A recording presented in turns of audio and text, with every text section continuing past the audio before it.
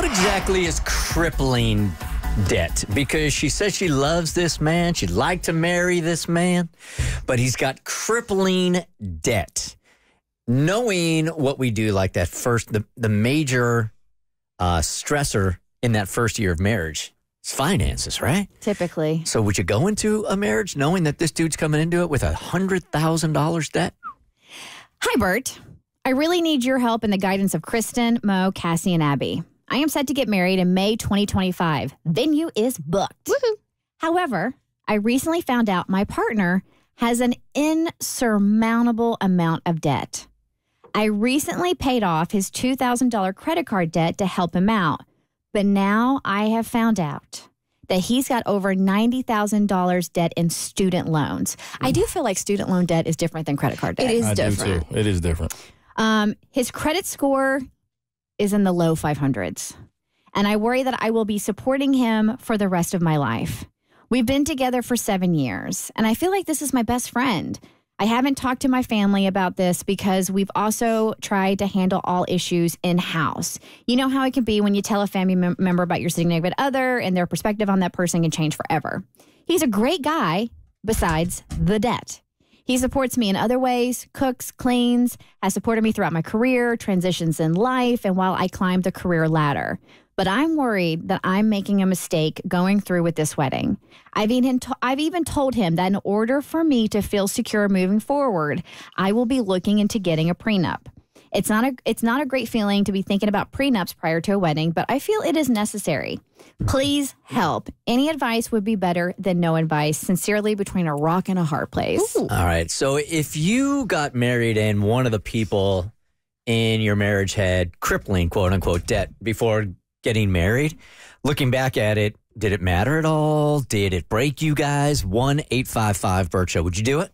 So for me, I actually had this conversation with a relative who's a lawyer, and I had no idea that when you married someone, you took on their debt, which it sounds obvious saying it out, but like if you got a divorce, like you're now responsible for that debt too. So I think a prenup is super smart. Here's the thing. For me, I'm a hopeless romantic. If this is the person that if I can't picture my life with anybody else except for that person, for me, none of this would matter. We'll get you on a payment plan. We'll figure it out. We'll handle the student loan debt. Because like you said, I think student loan debt's a little bit different because it's not like you had a year where you went haywire on the spending. You took out loans, so you were able to further your education. So let's make a plan to take it on. But let's make a plan to take it on so that we're not drowning in this debt for years. So if this is the person for me, I would do it. But I'd get a prenup for sure. I think she should actually consider not getting married. And I say that because, I mean, maybe I feel this way because being a guy, I don't feel like men typically care about what your financial situation looks like when they choose to marry you. But after listening to yesterday when the woman was saying that marriage is supposed to be about love and that's it, end of discussion, well, she obviously thinks she's thinking about it, like she's considering if she should get married. And I think if she truly loved this man, it wouldn't even matter. And the fact that it matters to her now, she may come to resent him later in life because of the fact that she does have to deal with this debt. So maybe you should actually consider not getting married if you don't want to marry him anyway, just simply off the love. Yeah, I think this is one of your first big trials and tribulations of marriage and one of the hardships you're going to have to face. And unfortunately, I think Abby's right. Student loan debt is different. You can make years of on-time payments, even over a decade, and still owe more on the loan than you originally took out because of the crazy interest rates. So if I look at that, it's not a mismanagement of money on his part. It's literally a broken system that is punishing him. I would be on board and I'd be like, we'll take this on together, but I would absolutely get that prenup. Yeah, I'm the same. I was with a man that had significant debt. I found out about it later in the relationship. It's because of the market crash. It made total sense. He also had, got his bachelor's, got his master's, so had significant student loan debt. And it was honestly a non-factor because I trusted him.